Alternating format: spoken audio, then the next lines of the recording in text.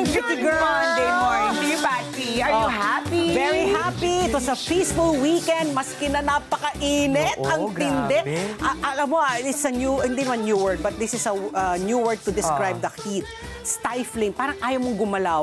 Kasi ultimo gumanong ka lang, pinapawisan ka na kaagad. Oo. Diba? Talagang debilitating, stifling.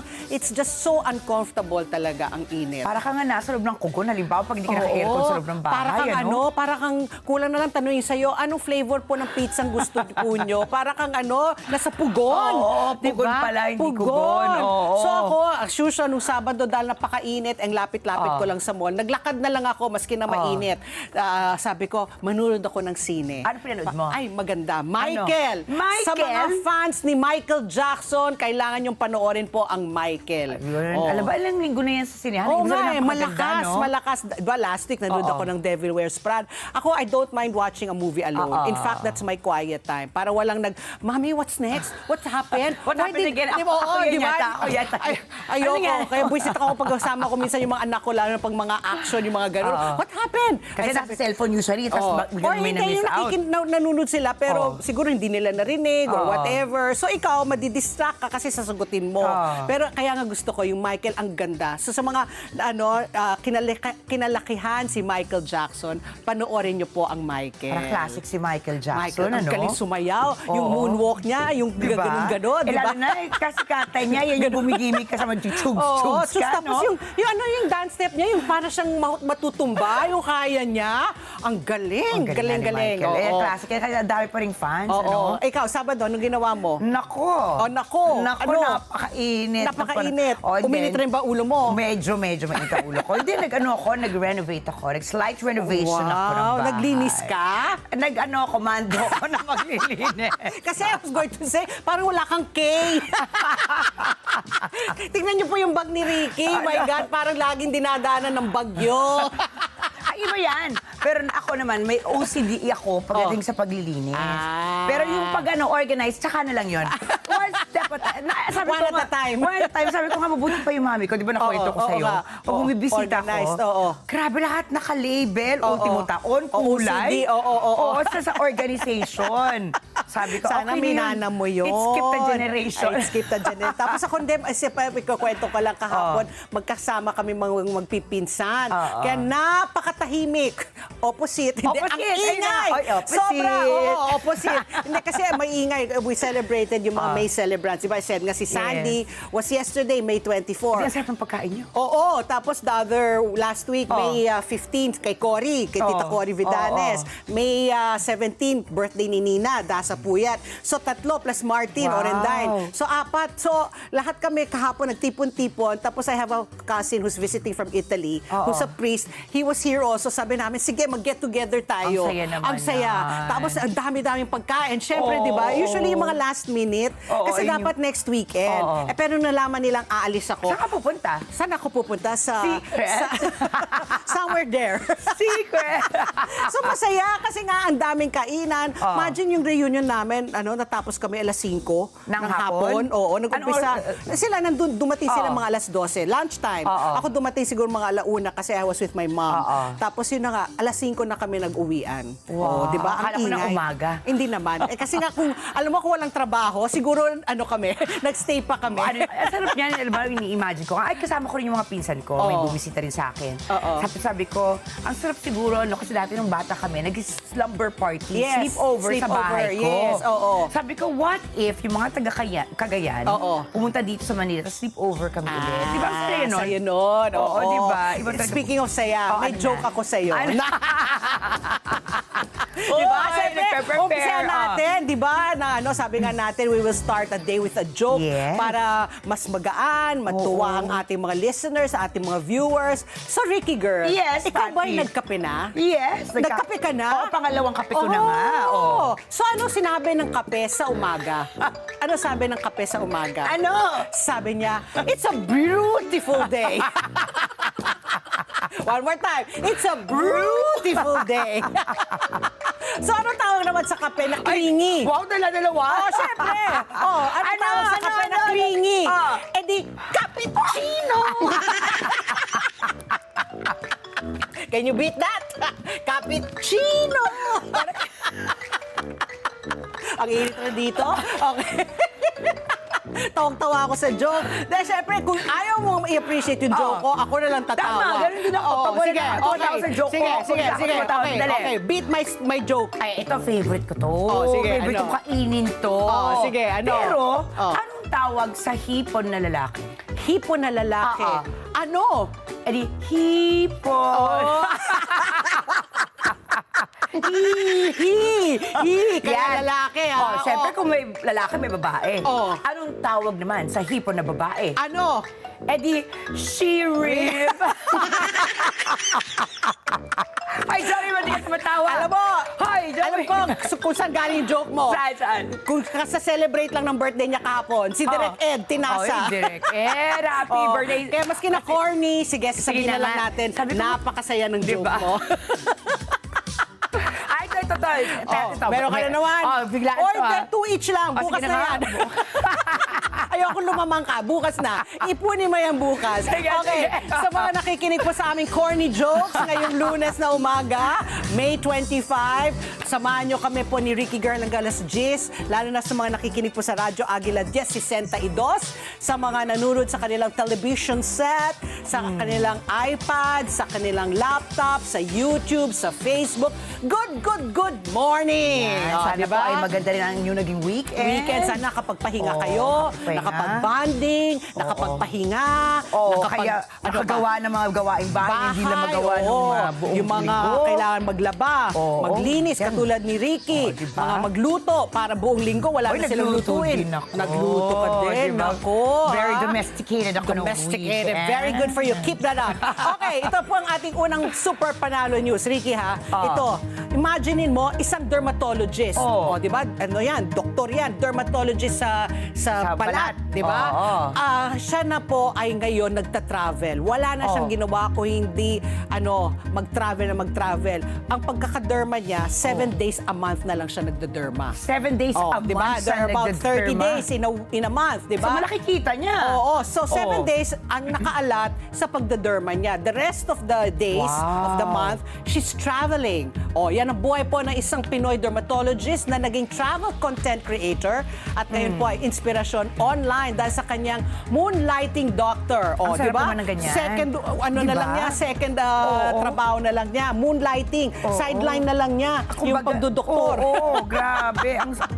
Teka lang, mukhang mahal si Doc. Ito nga kaya pakinggan mo, bakit siya naging moonlighting doctor? Kasi after years of sacrifice, syempre nag-aaral ka, Syempre. 'di ba? Ayun, after mag-aral ka, syempre magtatrabaho ka, 'di ba? Matinding life decisions ang pinagdaanan niya para mabuo daw ang kanyang ganitong setup at ang ganitong kapamumuhay. Halos 20 years daw siyang dermatologist. Pero bukod po sa pagiging doktor, ay ito, isa rin siyang full-time na travel content creator na halos buhay na niya ang pag-iipon ng flight deals.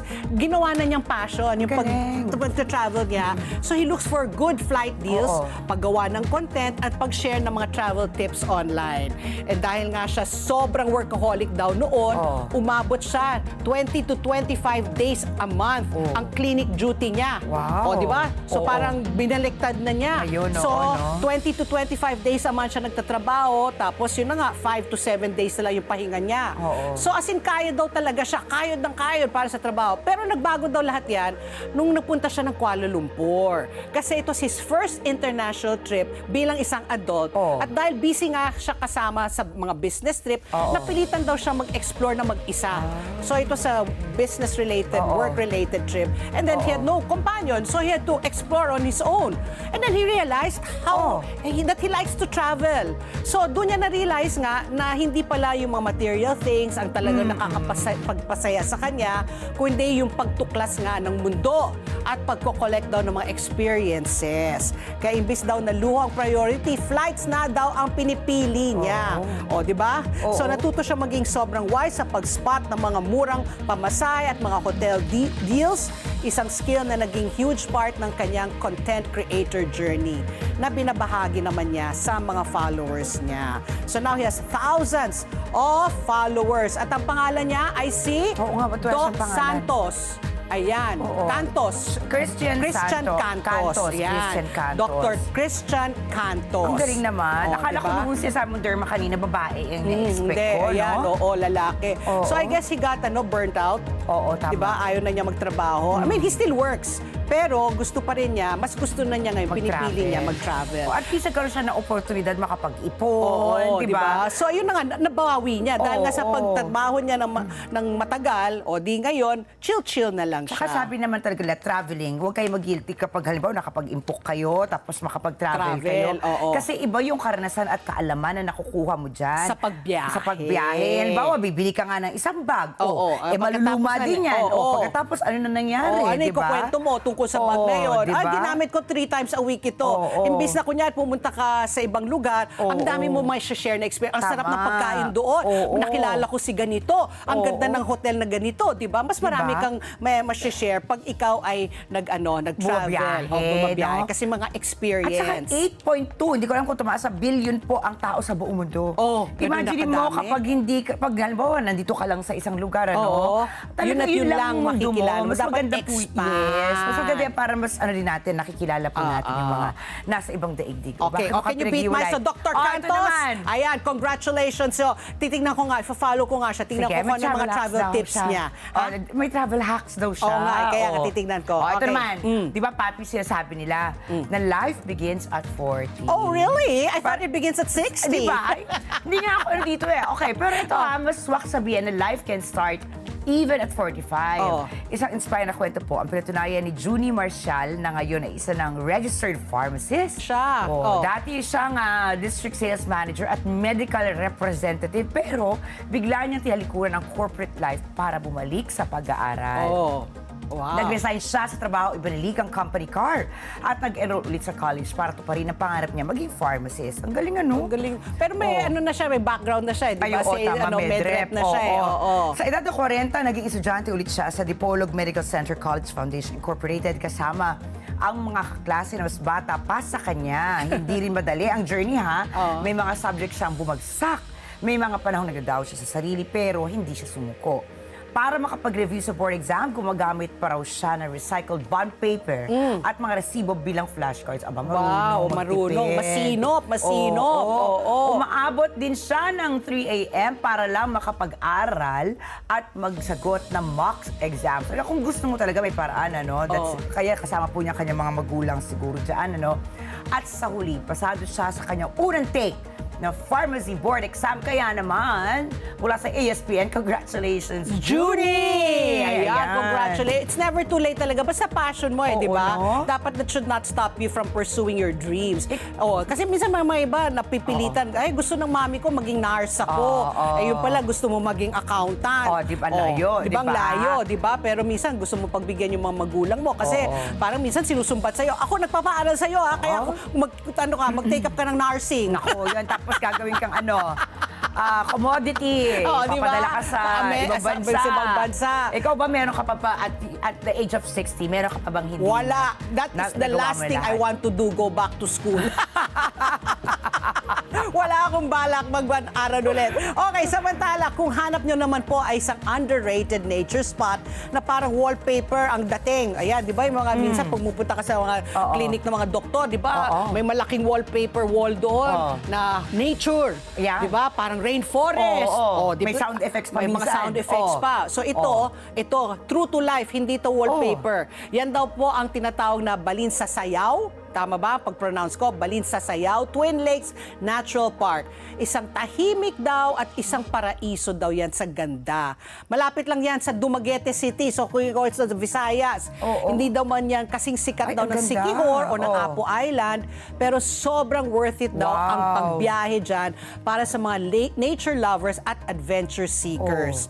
Ang Twin Lakes daw ng Balin sa Sayaw at Danao ay napapaligiran ng kagubatan at bundok ng Cuernos de Negros. At take note ito rin daw ang last remaining rainforest dyan sa Negros Island. Ay, how nice. So, parang it's so serene, so peaceful.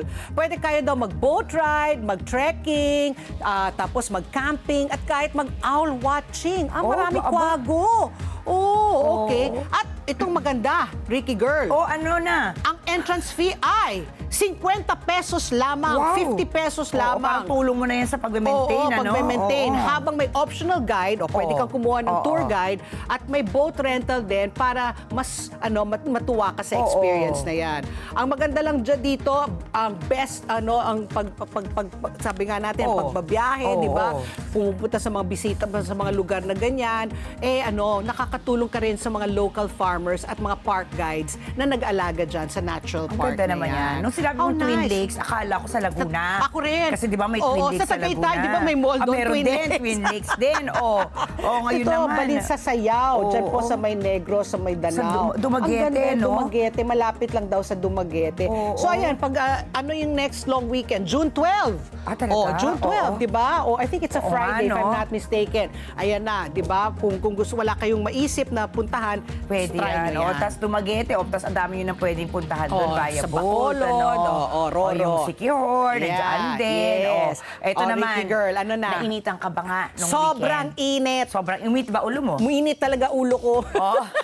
Buti lang, pinatuwa ka ni Michael. Ni Michael, Beat it! Di ba? Beat it! Mamaya mag-text naman sa atin si CRV. Tumigil na Huwag na kayo. kayo kumanta. Okay. Ito. Anong panahon Alam ngayon? ba, if I'm not mistaken, umabot ang 52 degrees. Wow, yung heat index. Ang lumigmig, tama Oh. ba? Heat index nga noong 52. weekend sa Grace Park sa Caloocan. Diyos ko, my Hindi gosh. natin alam ngayong linggo kaya. Ito na po. Ito na po ang status ng ating panahon ngayon dahil patuloy po ang monitoring ng pag-asa sa dalawang low pressure area o LPA na nasa labas ng Philippine Area of Responsibility o PAR na nasa silangang bahagi ng Mindanao.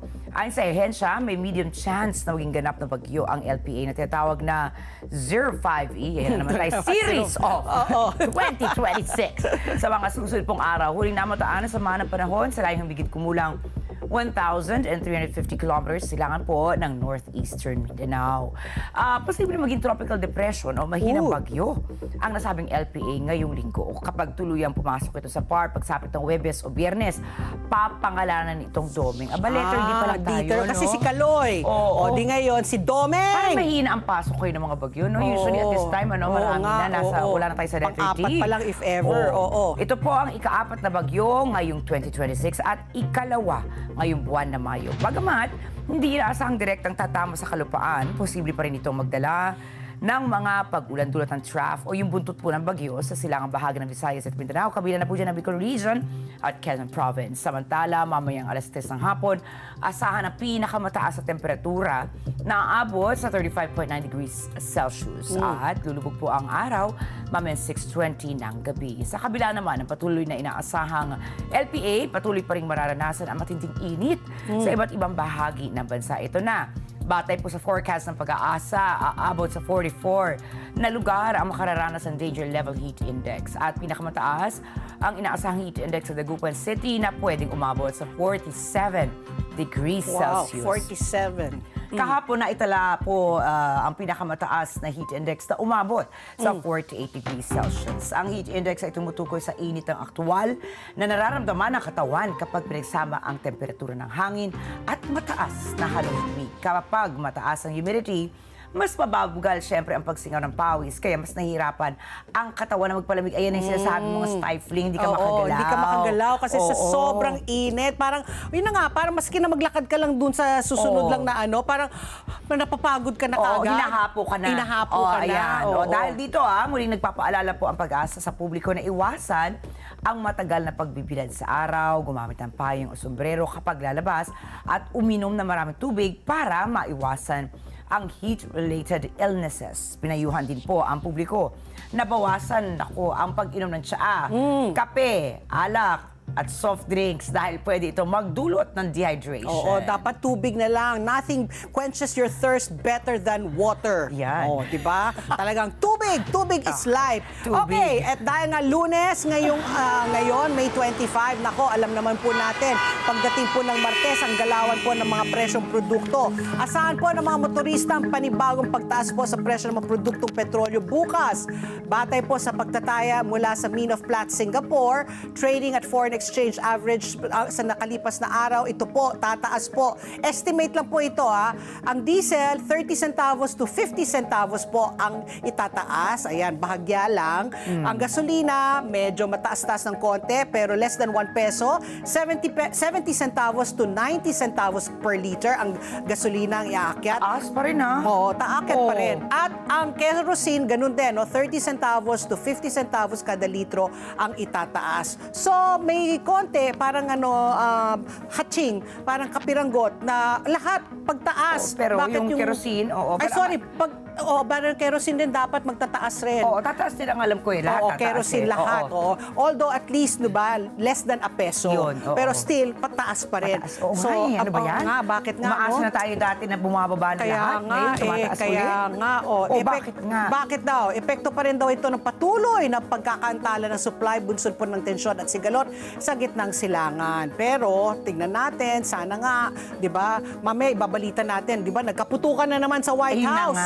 Grabe. Pero wala pang isang buwan yata yan mula nung nagkaroon ng correspondence dinner, di ba? Sa Washington, di ba? Sa Washington, tapos ito na naman, Saturday night, tamang-tama, nandun daw si Trump sa Washington, sa White House. Kasi may inaayos daw siyang deal para dun sa Iran. Di ba? So sana nga, tuloy-tuloy. Pero, ata may mental illness yata yung nahuli. Tapos namatay, di ba? Napatay. Naku, mamaya, babalita mo ba yan, di ba? Ko yan. Okay, Ricky Girl, because it's a Monday, 3 issues pa rin ang ating tatalakay ngayong umaga. Anong issue number 1? Ako, nakakalungkot to na balita dahil po isang trahedya ang gumising o gumimbala sa Angeles City, Pampanga matapos pong gumawa ang isang siyam na palapag. So 9 floors yan, nagusaning kasalukuyan tinatayo sa Barangay Balibago. Tama ba? Habang nagpapatuloy po ang basehan ng search and rescue operations, ilang manggagawa pa ang pinaniniwala ang natrap sa ilalim ng mga debris. At para po alamin ang iba pang detalye sa trahedyang ito at kamustahin naman po natin ang update sa mga natrap sa unang gasalig. Ating makakapanayam ngayong umaga ang Operations Section Chief ng Mabalacat City Disaster Risk Reduction na si Ed Martin Liwanag. Grabe to, no? Oo, ang daming mga namatay. Grabe. May isang foreigner, di ba? Malaysia na napatay dyan. Nadamay lang. Nadamay lang. Kasi nung gumuho yung construction site, I guess it leaned towards that apartel na katabi na nandun nakatira yung Malaysian.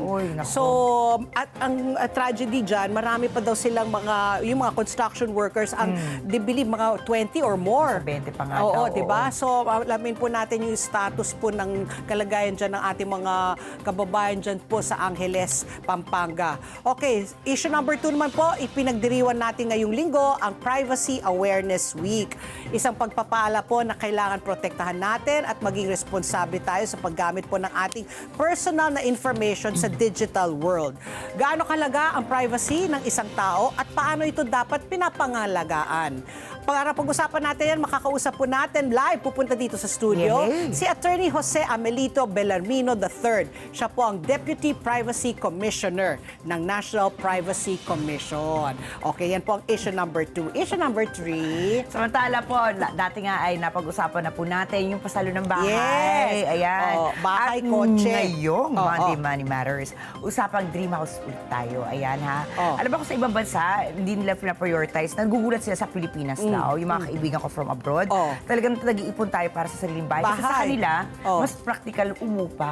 Sa kanila. Kasi mataas yung mortgage, etc. Pero dito po, ayan na nga, pag-uusapan po natin ngayon ang tumitinding pagnanasa po ng mga Pilipino makapag-ipon po para sa kanilang sariling bahay. Mas marami nga po nga Pinoy ngayon ang Pilipino mag-ipon at mag-invest para sa kanilang mga dream houses. At base sa pinakahuling datos ng Pag-ibig Fund, umabot ang record high ang savings sa kalamiyembro noong taong 2025. Kung saan malaking bahagi ito ay nagmula sa lumalaking MP2 savings program na tumutulong hindi lamang sa pag-iipon, kundi maging sa pangarap na magkaroon nga ng sariling bahay. Kaya ngayong umaga, pag-usapan po natin kung paano ba itong MP2 savings program ng Pag-ibig at ano ang benepisyo nito sa mga Pilipino. Dahil makakausap po natin ang Vice President ng Public and Member Relations Group ng Pag-ibig Fund na si Jack Jacinto Jr. Ayan. Always interesting. Alam mo, parati pag panoohin natin Oo, ang si Jack. Pag-ibig, si Jack, pinag-uusapan yung MP2, ang dami talagang nakikinig kasi halos lahat na talaga miyembro na ng Pag-ibig eh. Diba? Tapos they make it so affordable, make it easy, tapos mababang interest rates. So ayun, makinig po kayo mamaya, lalo na sa mga misis na talagang pinagnanasaan ninyo magkaroon ng sarili ninyong bahay. Bakit? Tama? Pinapangarap siguro, Bet. Oo, sige. Okay, Kasi pag nasa ganito yan pa. Parang desire, di ba? O, desire. Okay. At magbabalik pa po ang ASPN. Ano sa palagay niyo? Ang sigaw ng Pinoy Nation.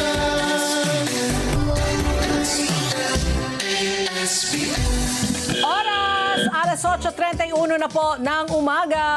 Good morning muna kay President CRV. Oo, CRV.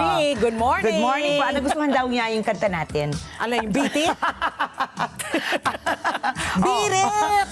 Okay. Okay, alam niyo po ba na sa dami ng oras natin sa ating mga gadgets and computers, basta mapagod ang ating mga mata. Buti na lang may eye berry na tumutulong mag-protect laban sa eye strain and oxidative stress. Kaya kung gusto mong maalagaan ang iyong paningin, mag-eye berry na araw-araw.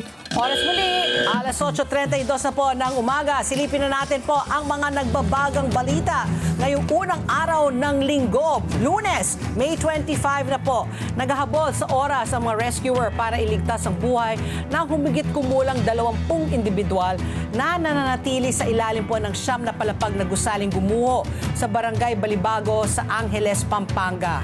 Karamihan po sa mga ito ay mga construction worker.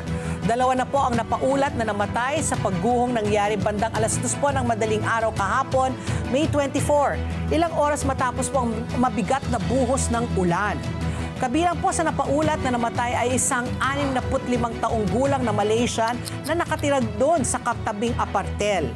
24 na individual na po ang naligtas mula sa guho ng gusali at 2 mula sa katabing apartel. Ayon po kay Public Works Secretary Vince Dizon, tumutulong po ang DPWH para mapabilis ang rescue operation na pinangungunahan ng lokal na pamahalaan. Nagpadala na po ng heavy equipment ang DPWH sa lugar. At ayon po kay Secretary Dizon, magtatalaga ang DPWH ng technical team para tumulong sa investigasyon sa sanhi ng pagguho ng gusali. Tumutulong na rin po ang Philippine National Police sa investigasyon. Nagpalabas na rin po ang Police Regional Office 3 ng 175 pulis para makipagtulungan sa Bureau of Fire Protection, Armed Forces of the Philippines at Angeles City Disaster Risk Reduction and Management Office. Tumutulong rin po ang Department of Transportation, ang Metropolitan Manila Development Authority, Bureau of Fire Protection at Philippine Coast Guard sa rescue operation. So mamaya po makakausap po natin si Ed Martin Liwanag, siya pang Operation Section Chief ng Mabalacat City Disaster Risk Reduction para hingi tayo ng update kung marami na po silang mga nailigtas, di ba, na rescue or kung unfortunately baka may karagdagan pang mga namatay. So hingi po tayo ng update mamaya-maya. Samantala, kaagad nang ipinatupad o ipatutupad ng mga law enforcement authority ang mga posibleng lalabas na warrant of arrest laban sa mga sinasabing co-perpetrator ni dating Pangulong Rodrigo Duterte sa kanyang kaso ng Crimes Against Humanity sa International Criminal Court or ICC. Sinabi ito ni Presidential Communications Office Undersecretary Claire Castro matapos sabihin ni National Bureau of Investigation o NBI Director Melvin Matibag na pwede maglabas pa ang ICC ng iba pang mga warrant. Hindi nila anya ito ikagugulat dahil may iba pang mga tinukoy na co-perpetrators ang ICC sa kaso ni Duterte. Nanindigan sa kaso na may legal na basihan para ipatupad ang ICC warrant.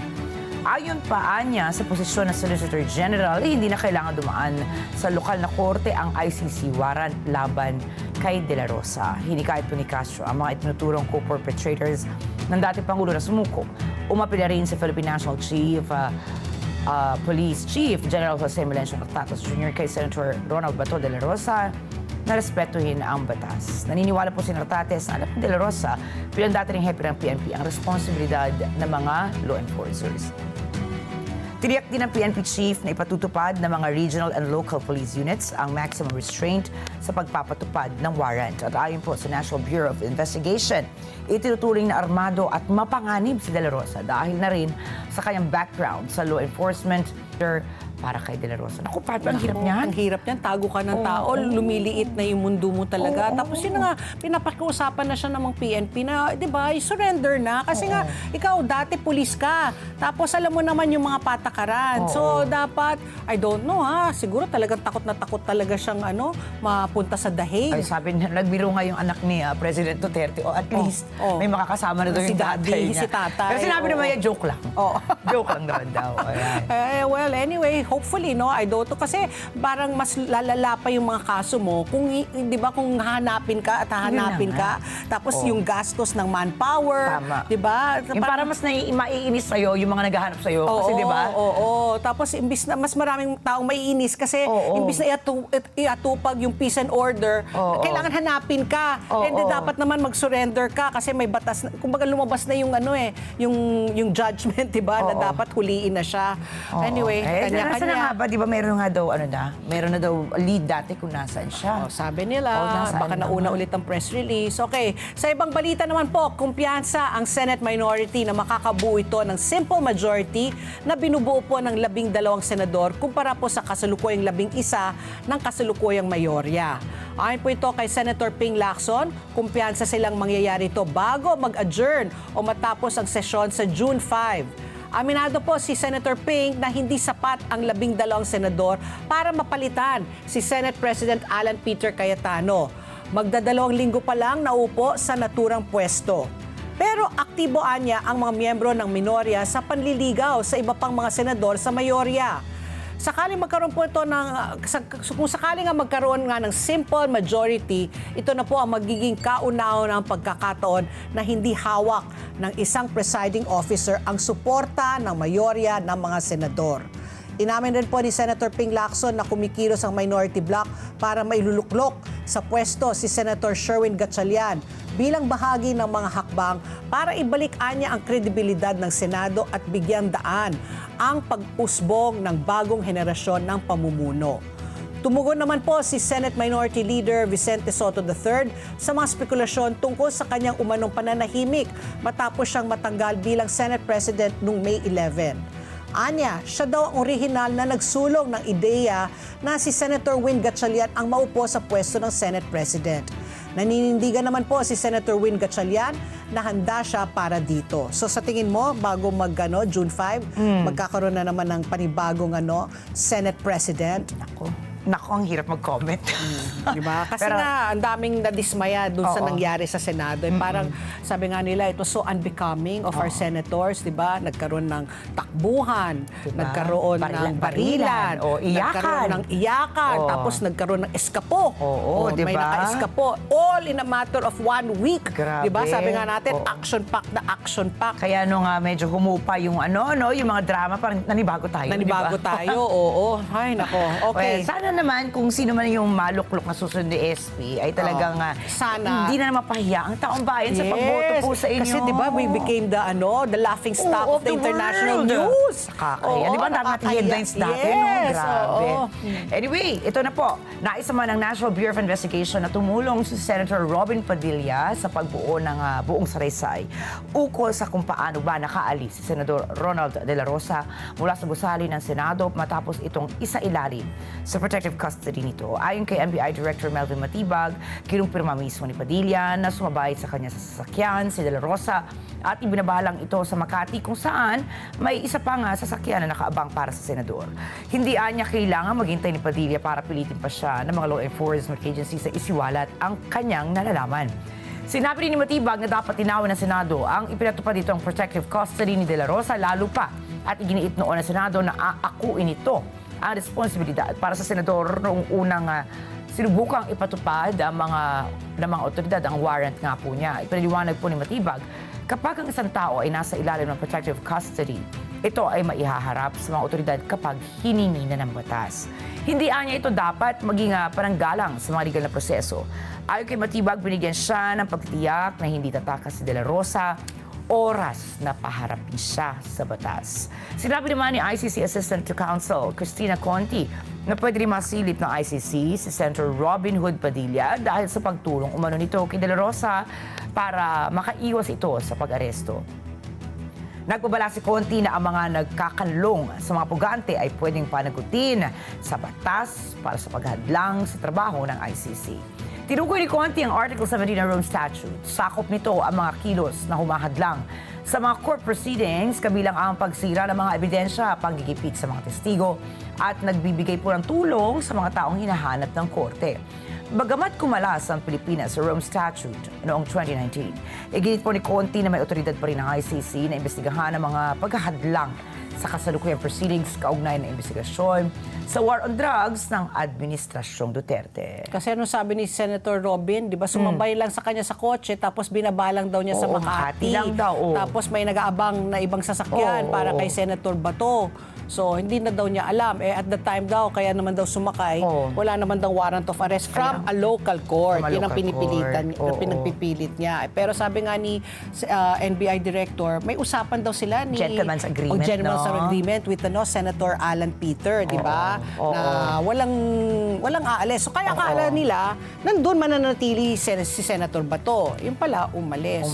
Eh, sabi naman ni Senator Robin, hindi naman bawal daw umalis. So, Kasi wala daw warrant of arrest na issued by a local during court. that time. At that oo. time. Pero napapati, may nakita ako, nagpahayag na yung isang appointed na justice ng panahon ni President Pinoy, Noynoy Aquino, Noynoy Aquino, no? Na parang kino-question pa rin niya yung validity ng ICC warrant. Oo. Dahil sabi niya, the fact na nakapaglabas ng Supreme Court last week ng kanyang desisyon, it means our justice system is working. And he's not even pro-Duterte, ha? So talagang yan, medyo mainit na rin usapin, ano, the But supposed to be, di ba, today, the Supreme Court will finally come out with its decision. Official na. So yun nga, by itself daw, it's so ironic that if the Supreme Court can come out with a decision, it means our justice system is working. And only the ICC can step in if our justice system is not working. Kaya medyo magulo talaga. No? Pero today, siba nangako ang Supreme Court na maglalabas na sila ng desisyon kung yun na nga, kung balido yung warrant of arrest na inisyo ng ICC. Abangan natin yan Abangan mamaya. natin. Okay, sa ibang balita, ito na nga, kanina pinasaring na natin ito.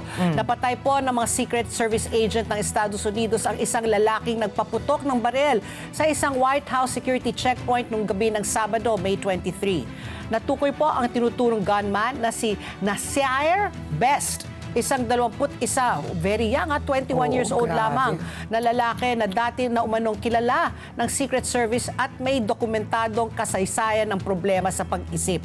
Nasa loob po ng White House, si US President Donald Trump nang mangyari po ang pamamaril at hindi naman siya nasaktan sa insidente. Nagsimula ito nang maglabas ng barel ang isang lalaki at biglang nagpaputok sa labas ng White House sa panulukan ng 17th Street at Pennsylvania Avenue sa Washington, D.C., malapit po sa Eisenhower Executive Office Building. Agad siyang pinaputukan ng barel ng mga Secret Service agent na nakapwesto malapit po sa kanyang pwesto.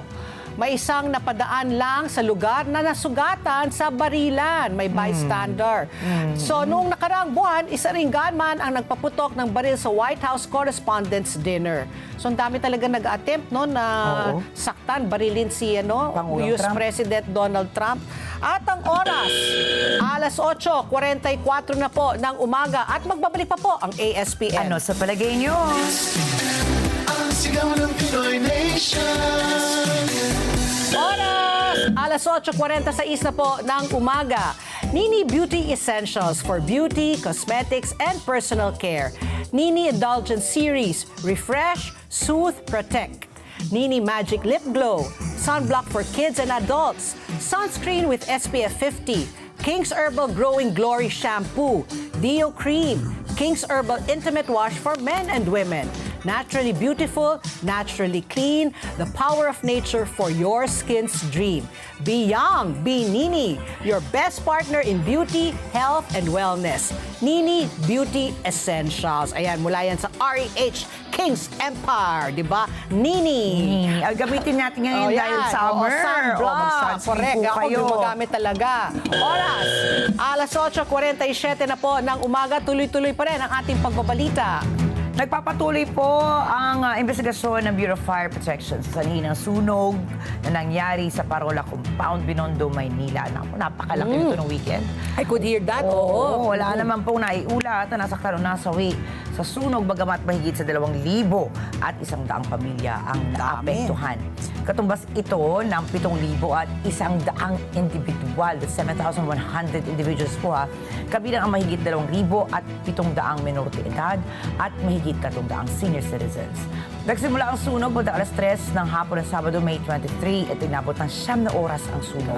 Tagal. Napula ito lampas alas 12 na madaling araw ng Linggo, May 24. Imagine ganun katagal. Yeah, 9 hours nga daw. Oo, gawa sa mga light materials po ang mga bahay. I could sa hear lugar. yung mga fire Wangwang, trucks. ano? Oo, parang dumadaan, ano? dumadaan na para tumulong, di ba? Oo, Para oo, mawala, maupula Oo, yung yung apoy, sunog ano? na yan. Oo. Okay, sa ibang balita naman po, inimbestigahan ng pulis ang ginawang vandalismo sa puntod po ng dating Vice Mayor ng Apari, Cagayan na si Romel Alameda. Ayon po sa mga otoridad, posibleng pagnanakaw ng Pagnanakaw. ng ang motibo sa pagbukas at vandalismo sa puntod ng dating Vice Mayor. Kaya Grabe patay na nga naman. di ba? Natukoy kasi na may ilang bagay na nawala sa loob nito. Ayon po sa kapatid ng dating Vice Mayor na si Isabel Alameda, nangyari po ang vandalismo sa pagitan ng gabi ng May 21 hanggang madaling araw ng May 22. Inaalam pa kung sino ang gumawa nito. Nag-aalok po ng 10,000 pisong pabuya ang pamilya ni Alameda sa sino makakapagbigay ng impormasyon na makakatulong sa investigasyon. Napatay po si Vice Mayor Alameda at 5 iba pa noong February 2023 nang tambangan sila sa Nueva Vizcaya habang patungong Metro Manila. Uy, gwapo pa si Vice Mayor. Inimbestigan pa rin ang naturang insidente hanggang ngayon. Ano kayang nasa loob ng puntod? Siguro yun Diba? kasi baka may mga wedding alahas. ring, Oo. 'di ba yung mga ganon. Diba? Oo. Siguro may kwintas, pero grabe naman how you Pero nakadesperado rin yung mga tao, desperado. no? Oo. Ibig sabihin, siguro baka kumakalam na yung mga sikura niyan, di ba? Wala nang pinipili. At saka that trouble for you, Oo, di ba? diba? Titabahin mo Pukpukin yung para Wala kayong mga gwardiya dyan, lalo na itong vice-alcalde to. Oo nga. Wala kayang mga, Ewan ko. Anyway, ito po sa iba pang balita, sa kauna-unahang pagkakataon ay mamimigay ng cash incentives ang Philippine Sports Commission sa mga kalahok sa palarong pambansa. Kabilang po dito ang lahat ng medalista sa regular sports and Paralympic Games. Ayon kay Philippine Sports Commission Chairperson Patrick Gregorio, makakakuha po ng 5,000 pesos ang gold medalist, 3,000 pesos ang silver medalist, and 2,000 pesos po ang bronze medalist. Nauna na sinabi ni Gregorio na nagbungkahi siya ng 10 million pesos na pondo para sa naturang reward system. At karaniwang nagmumula ang insentibo ng mga medalista mula sa Department of Education at sa kanilang mga local government units. Samantala, dumalo sa opening ceremony ng ika-66 na palarong pambansa sa Agusan del Sur si Special Assistant to the President Antonio Dagdameo bilang kinatawan ng Pangulo. Sa kanyang mensahe, iniulat ni Dagdameo ang patuloy na suporta ng pamahalaan sa school sports club sa buong bansa at sinabing may higit 6,000 paaralan na ang nabigyan ng sports supplies and equipment mula 2022 hanggang 2025. Mas marami rin anyang paaralan ang makikinabang sa programa ngayong taon.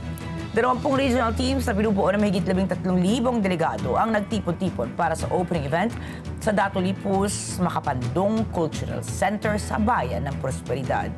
Tatakbo po ang palarong pambansa mula bukas, May 26 up to May 30. Alam mo yung palarong pambansa na yan, talagang linulook forward yan ng mga estudyante.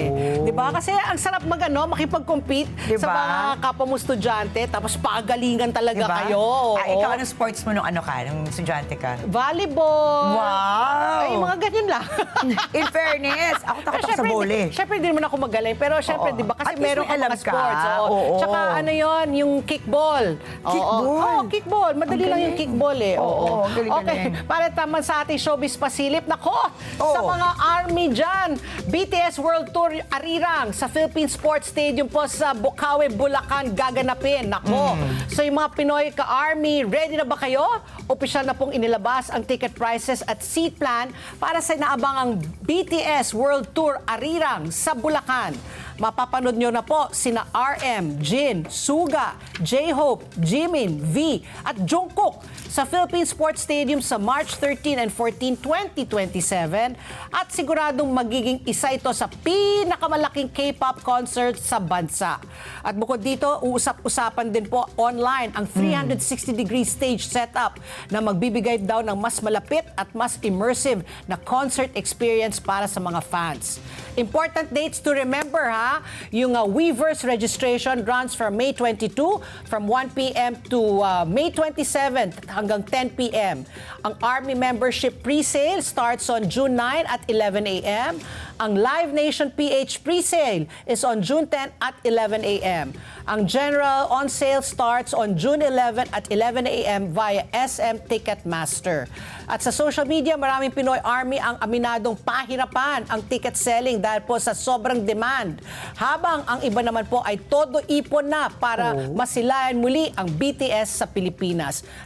Correct me if I'm wrong, ha? Parang I heard the most expensive ticket is at 25,000 pesos. Wow. Grabe, Wow. kasi nga itong BTS, Oo. di ba when they just had their concert a few Oo. weeks ago Di sa ba? Seoul? Sa Seoul, Grabe, oo, yung oo. kalye, di ba? Ang Grabe. sinara, 100,000 Ano sila ang yata? dumalo. Grabe, nakakilabot ang yan, dami no? kong kilala mga BTS, mga Oo, ARMY. Ako, hindi ko nga sila kilala eh. Ako si Jungkook lang kasi nagkaroon siya ng collaboration kay Bruno Mars yata. Oo, di ba? syempre, hindi ko Oo, sila kilala. ayun. Ang mga kilala ko lang, Bini, Martin Rivera, Gary V.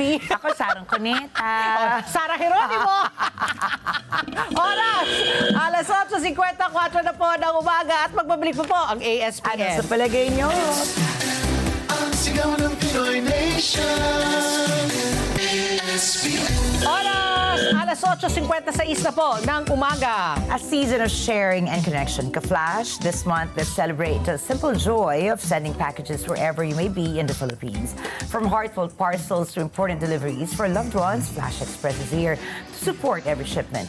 Enjoy shipping that's easier and more affordable with Flash Express. Oras muli, alas 8:56 na po ng umaga at kasama na po natin dito po live sa studio. I think this is your second or third time na? Third time now, di ba? Ang sipag talaga ni Attorney Joe Amelito Bellarmino II, Deputy Privacy Commissioner mula po syempre sa Department, sa Commission on, what is the correct ano? National Privacy Commission, NPC. May ganun pala, Oo, di ba? National Oo. Privacy Commission. Pero tayo, hindi tayo private. So, good morning, Attorney Joe. We're celebrating itong Privacy Awareness Week. Yes. Di ba? And buti nakahabol tayo. Malapit na matapos ang Mayo. Di ba? Next week, June 1 na. So, Attorney Joe, tell us, what do we need to know? What is your program? What is the theme for National Privacy Awareness Week? Yes. First of all, good morning, Miss Good morning. Pat, and good morning, Miss Ricky, and sa viewers ng ASPN. So yung Privacy Awareness Week po ay mandato po yan ng Presidential Proclamation number 527 ng Office of the President na inisyue noong 2018. Ito po ay para mas palaganap yung kaalaman sa data privacy. So every year po sa last week ng May, nagkakaroon po kami ng tinatawag na National Data Privacy Conference. So this year, Miss Pat, ang theme po natin ay anamnesis, looking back and moving forward. Bakit po looking back and moving forward? Kasi this year, Miss Pat, Miss Ricky, ika-10th year ng National Privacy Commission. 10th year. So nabuo po ito noong 2016. This year po, ika-10th year namin. So marami na pong mga natutunan over the past 10 years. At of course, yun yung pagbalik tanaw namin kung ano yung mga natutunan. At i-apply yun sa mga bago naming proyekto na gagawin 2026 moving forward. So this year po sa conference, pag-uusapan yung AI. Patungkol po sa kabataan. So may mga tema kami na growing up with AI. Yeah. Ano ba ang kailangan gawin when AI goes wrong? At ano ba ang relasyon ng AI sa personal na datos? So lahat po yan ay covered ng National Tatalakayin. Privacy Commission at tatalakayin doon sa conference namin. Oo. At dahil din po ika-10th year namin, may celebration din po sa pagbibigay pugay sa mga kumpanya na talagang yung privacy practices nila maayos, kumbaga sumusunod sa batas, no? At hindi lang po private companies, maging government agencies kasi covered po ng Data Privacy Act, both private companies tsaka mga government agencies. Okay, so Attorney Joe, sabi mo nga, looking back and then looking forward also. Yes. Balik tanaw pero looking also ahead. So, doon sa 10 years po, sa existence po ng National Privacy Commission, ano yung mga lessons learned, ano yung mga masasabi mong mga highlights ng inyong komisyon para po napaunlad, napaganda po ang takbo po ng bawat Pilipino? So, isa sa mga major highlight talagang nung nagsimula ang NPC, mababa ang kaalaman ng tao pagdating sa privacy. In fact, noong 2017 po, nung nag-survey kami, parang 16% lang yung may alam patungkol sa data privacy at sa NPC. Inulit po namin ito noong 2022 at ang resulta ay 25% lang po. So talagang malayo pa kami sa 100%. 100% sa goal na 100%. No? So yung learning na yun, ginagamit po namin para talagang umikot po kami sa buong bansa at mas paigtigin yung kaalaman ng tao. No? So yung mga programa namin na nagkaroon kami ng tinatawag naming Data Privacy Council, para po yan sa mga kumpanya, nag-launch po kami ng Kabataang Digital para sa ating mga kabataan. Kami po ay pumupunta sa iba't ibang eskwelahan sa buong Pilipinas para makipag-partner sa kanila. At doon din po namin nalaman na medyo yung government agencies po natin ang hindi masyadong sumusunod sa kayo pa. data privacy. No? Oo, Kaya oo, talagang mas pinag-intig namin yung pakikipag-usap at pakikipag-partner sa mga government agencies para po sila ay mag-comply sa ating batas. At syempre, nandyan yung mga kasong hinandle namin. Pinakamalaki yung online lending, no, applications, yung nagpapautang sa apps. So, doon po namin nalaman na talagang ang daming nagsascam gamit yung pag-excess na access sa datos ng mga tao. So, nangyari po yan 2020 hanggang ngayon, patuloy po yung aming pakikipag laban sa mga illegal na online lending applications, no. At mas na tutunan po natin na talagang kahit yung biometric kasi po natin, Miss Pat, no, hindi po yan considered sa batas na sensitive personal information. But is it? Hindi po siya SPI or sensitive. Pero dahil high risk po siya, hindi napapalitan. Kasi yung biometric natin, kung ano yung iris natin, pagkabuhay, yun din yung pagkamatay. So talagang mas natutunan natin na mas paigtigin yung pagprotekta ng biometric na impormasyon. Okay. So siguro po, ano po ba yung mga, halimbawa ako, ordinary mamamayan na gumagamit po ng internet o ng ibang mga apps, ano po yung particular personal information ko? Yung dapat ko po talagang pag-ingatan? Magandang question yan, Miss Ricky, no? So, syempre yung pangalan natin talagang hindi maiiwasan na maibigay yan. Pero kung tayo ay gagamit ng social media or yung mga apps na hindi naman necessary, kumbaga hindi natin kailangan talaga sa pang-araw-araw na buhay, no? Kumbaga for fun lang. Wag na po tayong magbigay ng mga impormasyon tungkol sa ating address. Wag po tayong mag-upload ng photo para lang po sa AI tool na yung fun na ipopost natin. Kasi po syempre inaaral po yan ng AI, no? Pinoprofile tayo. Para po sa mga kabataan at maging sa ating mga hindi na masyadong bata, no, wag pong post ng real time. Ibig sabihin, pati yung passport mo, ipopost mo, yung pagbakasyon mo sa Boracay, ipopost mo ng real time. Bakit po? Kasi kung may kapitbahay ka or may taong nagmamanman sa'yo na gusto kang nakawan, pag alam nilang wala ka pala sa bahay mo, ano yung malaki yung chance na malaman nilang, ito yung perfect time para umatake, no? So, mag-ingat po tayo sa pagbigay ng ating mga location, sa ating mga sensitive personal information. Ano ba to, Miss Pat at Miss Ricky? Yan yung government mo, no? Yan yung health and education information mo, pati yung medical information mo. So ang tendency natin ngayon, lalo na yung mga kabataan sa AI tools, lagay lang po ng lagay ng information, hindi po natin alam, dyan po nakukuha yung mga ginagamit ng cyber criminals para i-profile kayo. Kayo magtataka kayo, minsan feeling nyo natatarget kayo dahil may nakukuha ang information sa inyo. Lalo na sa social media, yan ang pinakamaraming source ng information. No? So how do you combat that, Attorney Joe? Paano bang supuin yan? Yung mga, aside from dapat, kumbaga dapat parang praning ka di ba? Pag parang short of tama faith, naman, Miss di ba? Pat. Parang pag may humingi na ng mga tip ka, 2, 3, 100 beses, bago mo ibigay. Pero ano yung mga ang kailangan naming hanapin? Kasi ngayon pati yung double check nasa scam, na nagagaya, 'di ba? Marami na So kayo po bilang nasa National Privacy Commission, your task ba is mainly to spread awareness so that people don't fall into a trap, or how do you protect yung mga details, yung information ng karaniwang mamamayan? So, Miss Pat, no, bukod sa pag-raise ng awareness, yung NPC po may complaints division. So, kami po ay nagro-rule din sa mga complaints. Pwedeng meron tayong private complainant or pwedeng mismo yung NPC, pag nalaman namin, nakita namin na itong kumpanya na to or application na to ay nagva-violate or yung practices nila ay hindi sang-ayon sa batas, kinakasuhan din po namin. Required din po yung mga kumpanya na kung magkaroon ng breaches, kumbaga may data leakage or breach sa kanila, i-report po to sa NPC. Pagka na-report po yan, or kahit hindi po na-report at nalaman namin, iimbestigahan po namin yan at may katumbas pong penalty iyon. So, talaga pong tulungan yan mula sa amin sa gobyerno at mula sa mga users.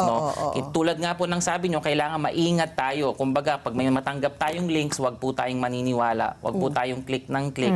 Pag-isipan po natin kung dapat ba tayong i-share yun or may ina-expect ba tayong email or impormasyon mula sa isang tao at kailangan nating i-click yun. Sa amin, Rini-register ba yung app with National Privacy Commission? Ganun ba lahat? Yung, kunyari, for example, I have an online selling platform. Tapos you have to download that app para ano. Do I need to register it with the NPC para po maging legit or wala? So, linawin ko lang, Miss Pat. Kailangan yung mag-register kung magpo-fall yun sa threshold, no? Ibig sabihin kung yung pinuproseso nyo is more than 2,000 individuals or sensitive personal information. Ngayon, kung sa tingin po nila, hindi po sila required mag-register, kailangan po nilang mag-submit ng exemption. Meron po kasing requirement na kung tingin nyo, assessment nyo, hindi kayo required mag-register, magpa-exempt kayo. Pero hindi po sinasabi ng registration na kayo ay lehitimo. Yung registration po sa National Privacy Commission, it's for the purpose na binubuksan nyo yung sistema nyo sa National Privacy Commission at dinideklara nyo yung mga datos na pinoproseso nyo. So meaning to say, Miss Pat, dun sa app na sinasabi mo, ano ba yung hinihingi mo sa tao? Humihingi ka ba ng pangalan, email address, cellphone number? Para saan? Ano yung purpose mo? Sinabi mo ba yan doon sa user? Dineklara mo ba yan sa user? Gaano mo katagal i-maintain yung data na yon? Ilang years mo siya i-maintain at kailan mo siya i-delete at paano mo i-delete. Lahat po yun, yung buong life cycle ng datos na hihingiin mo, kailangan malaman ng National Privacy Commission. So they have to register? They have to register. Basta if they go online, anything that goes online, or pag ano lang, pag may app lang. Not necessarily, Miss Pat. Whether online yan or physical, basta ikaw ay nagpuproseso ng datos at ano ka doon sa threshold namin. You're required to register o kung hindi man po, magpapa-exempt ka. But you have to declare before the National Privacy Commission. Hindi pala basta-basta pwede ka mag-open na lang. Yung iba kasi hindi sila aware. No? Yes. Kaya nga po patuloy talaga yung pag-raise namin ng awareness. So hindi pwede basta magnenegosyo ka lang tapos hihingi ka lang ng mga datos, 'di ba? Paano 'yun yung mga kunya sa supermarket, 'di ba? Yung mga mamimigay sila ng mga free sample pero kapalit noon, hihingi yung pipirma ka, hihingi yung number mo, yung pangalan. Dapat registered 'yon sa National Privacy. Kumbaga yung supermarket na may proyekto noon, dineklara niya 'yun dun sa kanyang registration. Kasi kung magka-problema, Miss Pat, hahanapin namin sa kanila, dineklara nyo ba 'yon? Kung wala kayong declaration, mean to say, hindi yan dumaan sa proseso, hindi nyo dinetermine kung ano yung risk na kaakibay nung pagkuha nyo ng impormasyon, bakit kayo nagbibigay ng giveaway, kapalit ng information. So, yung mga aspetong yun ang tinitignan namin.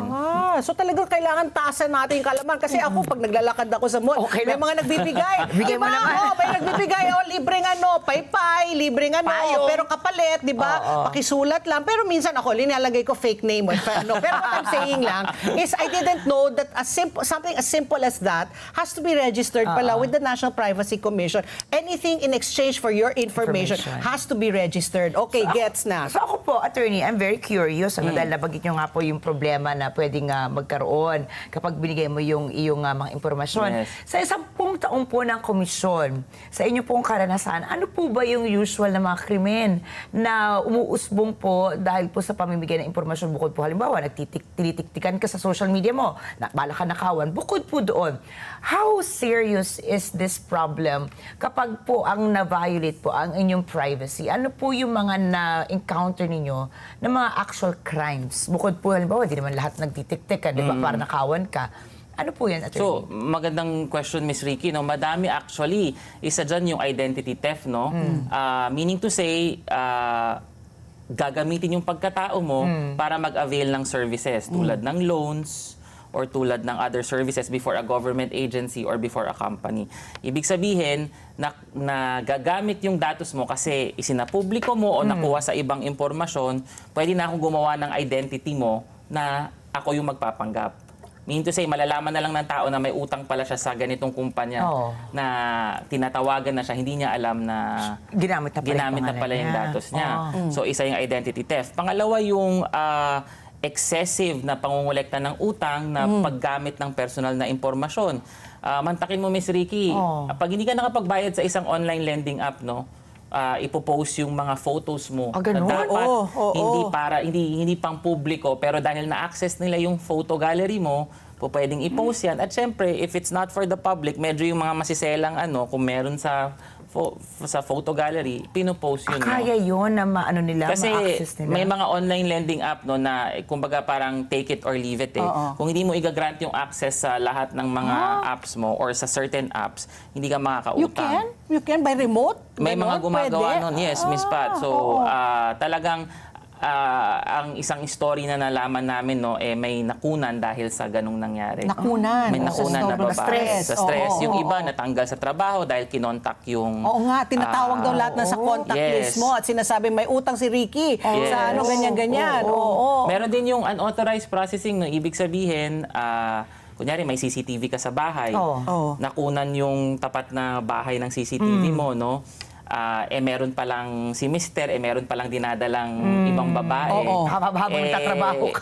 Habang nagtatrabaho ka, pinost nung taong may hawak ng CCTV para daw sa kaalaman ng publiko, of course, unauthorized processing po Yeah, yun, no? yeah. Kasi pwede mong ipinaalam sa misis niya, pero ano yung punto mo para i-post sa public? Parang pang-blackmail? Pang-blackmail, hindi natin alam. Pero yun po ang mga nangyayari, no? Marami rin po yung usong-uso ng mga conversations, pag-screenshot, Yeah. photos na hindi naman i-share talaga sa grupo, isi-send sa ibang tao. Magfo-fall po yun sa unauthorized processing, kung lalong-lalo na kung wala pong basihan yung taong nagpadala, no? Of course, nandyan po yung mga major breaches natin. Nagkaroon po ng breach yung PhilHealth na nasa Court of Yes, Appeals po ngayon. Nililitis Yung po sa mga Court of Appeals. information lumabas. Kasi malaking impormasyon yun, mga sensitibong impormasyon yun. So, Medical. mostly po talaga is yung pagproseso ng walang basihan. Kasi po sa batas, kailangan may basihan kayo. Hindi lamang po consent, no? Maraming pwedeng basihan. Pero kadalasan na natatanggap namin, wala pong talagang basihan sa pagproseso. So ano yung panagutan dyan? Kulong? Penalty? Kulong. Meron na ba kayong napakulong? Dahil nga, ito, no, mga kunyari, mga lending apps na may nagreklamo, tapos sinabi, ginamit nga yung information, very sensitive. So yung mga ganyan, paano ang habol? So marami na kaming nirekomenda sa DOJ, Miss Pat, para DOJ. i-criminally prosecute, no? At susuportahan namin yung DOJ, of course, pagka finorward na namin yung kaso sa kanila. Meron rin po na umabot na sa CA, no? At Court yung of iba Appeals. sa Court of Appeals, yung iba nasa Supreme Court po. So inaantay po natin yung mga desisyon na yon. Kasi ang desisyon po ng NPC, iaakyat po yan sa Court of Appeals hanggang sa Supreme Court kung lalabanan po nung nag-violate, no? So wala pa, so Wala far? pa pong Puro napakulong. lahat, Pero may na-fine na po tayo Oo. at may nagbayad na rin po ng damages. Which is how much? Ano bang range? Meron kaming fine na umabot ng 15 million. 15? 15. Nakasingil naman po kayo. Nakasingil naman, nagbayad naman po sila ng bond, no? Meron din pong mga, depende po yan sa violation, no? Kasi nasa batas. So may fine din na as low as 50,000, aabot ng 100,000. So depende po kasi sa magiging violation. Pero kung paulit-ulit yung violation mo, mas lumalaki yung And fine. itong mga nagva-violate, ano ba yan? Mga local companies or mga imported? Naku, pareho po, pareho. Miss Pat. Oo. Whether local or international na National, nag-ooperate dito at nagpoproseso ng datos ng Pilipino, lahat po yun covered ng National Privacy Commission. Attorney, it's very interesting na na-bring up niyo po yung PhilHealth na breach, na data breach, ano? Pero di ba nga, parang nakakalungkot yata yun. Yung mismong gobyerno po natin ay parang wala yatang kakayanan to protect its own privacy or its own data. Nandyan din po yung COMELEC, kung matatandaan po Yes, natin, ano? yes. Nasaan po yung problema? Kasi po, yung komisyon nyo, correct me if I'm wrong, ang mandato nyo po is to raise awareness, labanan po Yes. yung mga nagbe-breach nga ng privacy, ano? Pero to begin with po, yung infrastructure po ba ng ating gobyerno, is it in place already. Kasi kung nangyari po sa gobyerno, ano pa yung laban namin mga ordinaryong mamamayan, ano? Is it because of outdated encryption po ba?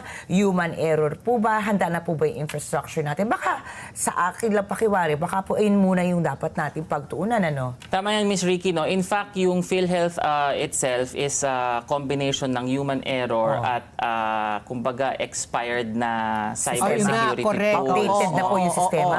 Pero hindi na renew hindi na yung rin. firewall. Yes. Ang galing ni Miss Pat. I remember that, So, yeah. ang kaya nga po sa ating mga government, sinasabi po namin, sa inyong yearly budget, kailangan meron po kayong allocated for cybersecurity Yeah. measures Yeah. and for your technical, operational, and physical security measures. Kasi po, ang nangyayari ngayon sa nakikita namin, minsan wala pong nakalagay na budget for mga cybersecurity measures. Lahat po tayo nag-ooperate na online. Lahat ng ating government services, almost everything is online. So, we strongly recommend na yung mga budget nyo may naka-allocate na for these measures. At hindi lang po yung for this year. Kailangan na-foresee natin yung Every year every dapat. year. Kaya dapat merong for your tier 2, merong budget yan, or tier 1, nakalagay yung budget. So yes, it's a question also of infrastructure, pero tayo naman po ay tumutugon doon sa mga problema yun. Kumbaga, ibig sabihin yung ating mga government agencies, paunti-unti pong nagkakaroon ng infrastructure and awareness. In fact, yung mga government agencies natin, hindi katulad dati, ngayon meron na pong mga data protection officer. Although hindi pa po lahat, may mga tinatawagan pa po tayo na magkaroon ng data protection officer. No? Pero yun po ngayon, nakalagay na po yung mga DPO nila as director or ASEC. Kasi kailangan medyo may authority to decide. So, No? how closely do you work with DICT? Very close. We're an attached agency of the DICT.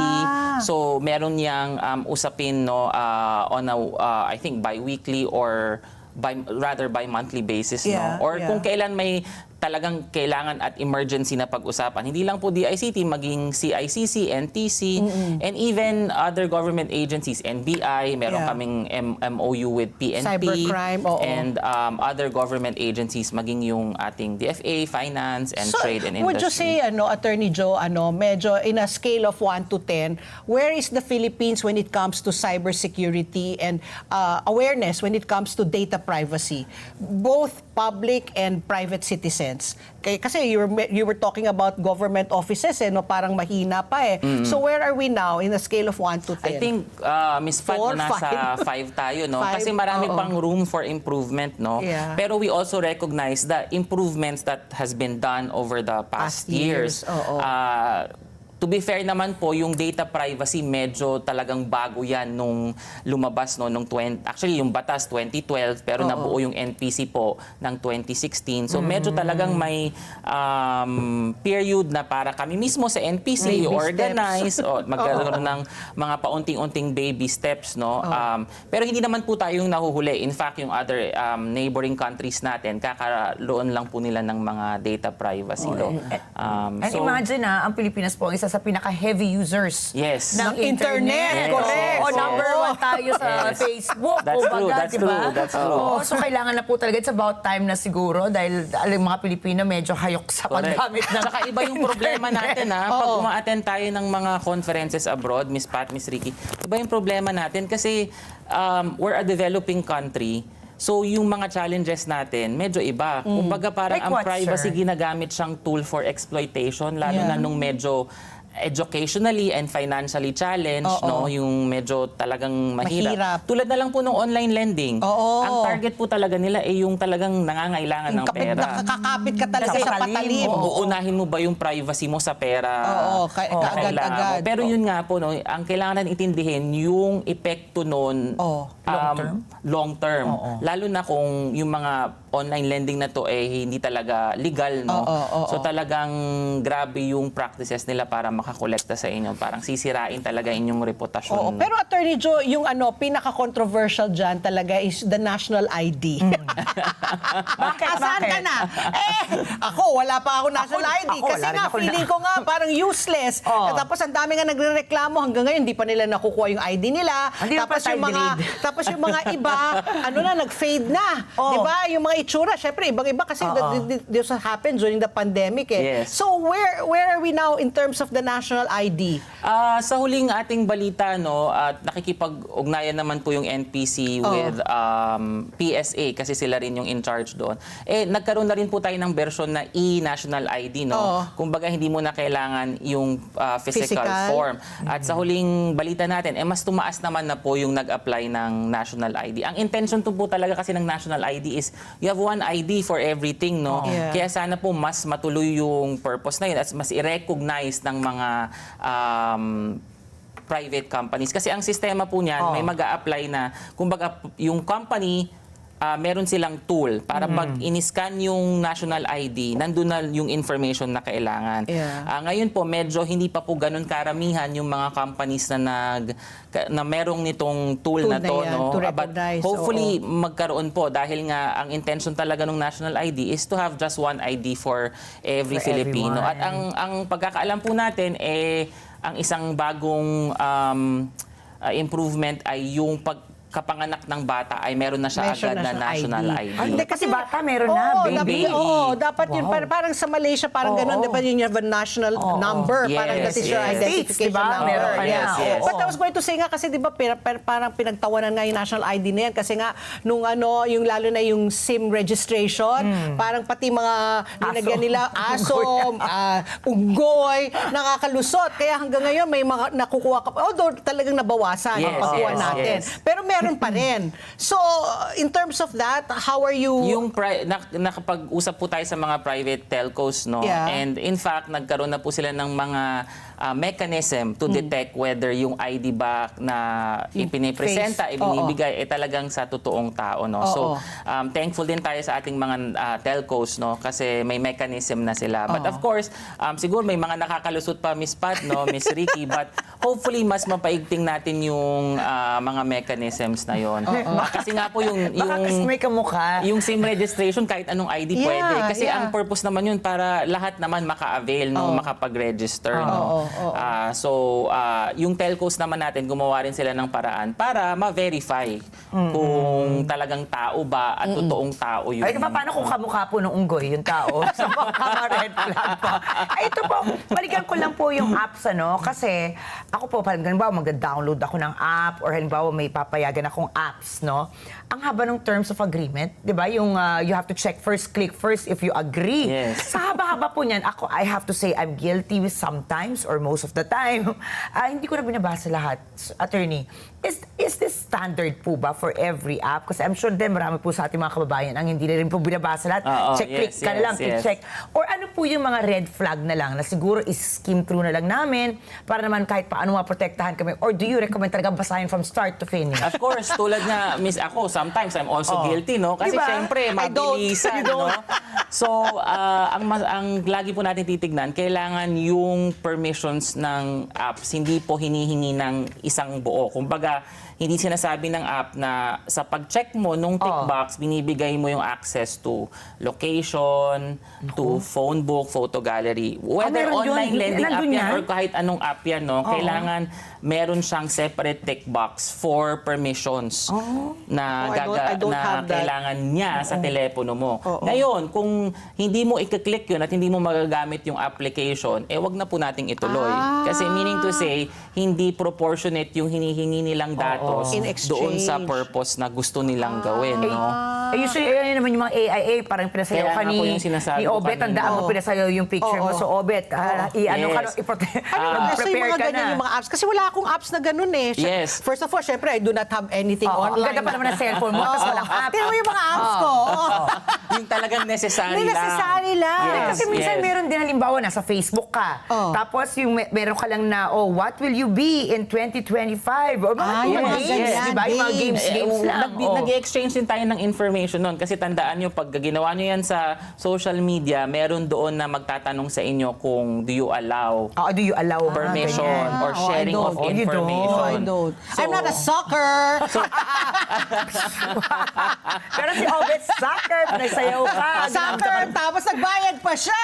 Sino yan? Oo. Si Obet, hindi Si ako. Obet For the nagbayad. AI Yeah, tool for the para sa AI pasayo. tool. So you don't recommend that? I mean, it's fun, but mag-ingat po tayo sa pagbigay ng mga ganun kasi hindi natin alam. Lalo na, you know, kung hindi nyo po mababasa yung buong Mahaba privacy, ng terms, oo. mag-search na lang po tayo, okay po ba yung application na to? Kamusta yung privacy Shortcut na practices lang. natin? Yeah, Kaya yeah. nga po, gamitin natin yung internet also to inform us, no? Wag lang po yung puro fun. I mean, fun is good. You cannot use a fictitious name, no? Pag sa mga ganyan. Pwede naman po. Ah, Pero oo. syempre, ibibigay mo yung picture mo. So, So, magkakaroon na ng record yung application. I'm not saying na masama po iyon, but kung gusto nyong maging maingat tayo Yeah, dapat kasi nga ang sabi ko dami sa'yo, ng praning. deepfakes eh. Mean to say, yung pwedeng akala mo, isend sa magulang mo na nagsasalita ka, nagre-record ka na humihingi ka ng pera, padalhan nyo ako ng Pwede pera. nilang gawin na yun. Yeah, pati boses eh. Yes. Nagagaya Oo, nila. deepfake, Yeah, the deepfake. Kaya nga po, pagsasagot tayo ng mga tawag na hindi natin alam kung sino yung tumatawag, wag po ang sagot natin yes. Hello. Kasi Ako, nare-record. hello. Kasi tandaan niyo po, yung mga security, yung voice security sa mga bangko, gumagamit na ng voice, di ba? So kung nare-record yun, pwedeng gamitin yun para i-break Ako yung naman security. kasi, sometimes I answer it kasi minsan akala ko baka delivery, di ba? Tama Yung ako, yun na rider. nga, oo. So, dapat hindi yes. Ako, buti na lang hello. Pag hindi sumagot, Ang magandang binababa. practice, Miss Pat, antayin mo muna magsalita. Ano po yung mga words siguro sige, na iwasan sige. pa namin? Yes, Yes. no, ano pa po? Yes, no, hello. Hello. Ay, paano sasagutin? Mabuhay. Kapag paunahin mo siyang magsalita, ma'am, Okay. Miss Pag hindi Ricky. siya sumagot. Pag hindi siya, kasi meron yung tatawag, aantayin kang sumagot, dapat siya yung unang magsalita. nga, kasi dapat siya yung unang tumawag eh. Ako Diba? alam ko na. Psst! Hoy! So, pwede naman yung hello, wag lang, ang pinaka-iniiwasan lang talaga natin yung Yes yes. and no. Yes. Yes and no. Yes and no. Yes, at saka yung 2K, 5K, 10K. Wag. Oo. Nako, Very very interesting. informative. Maraming salamat, Attorney Joe. So, ano yun, yung mga nakikinig at nanonood sa atin, sa pag may tumawag sa inyo at hindi nyo kilala yung number, huwag kayo magsabing yes or no. Hintayin nyo, dapat sila ang mag-hello na. Okay, mabuhay. Mabuhay. Tapos kung hindi nyo nga, again, to recap, kung hindi nyo kaya basahin yung privacy terms and conditions, Haba. i-google nyo na lang. Ako, hindi ko alam kasi nga, wala akong ganyan mga Saka pag take it or leave it, wag ka nang mag-proceed sa Leave it ka na lang. Leave na. Leave it na lang. Hindi worth Take it na, Hindi no? worth Sakit it. na Do ulo not na. risk Yes. it.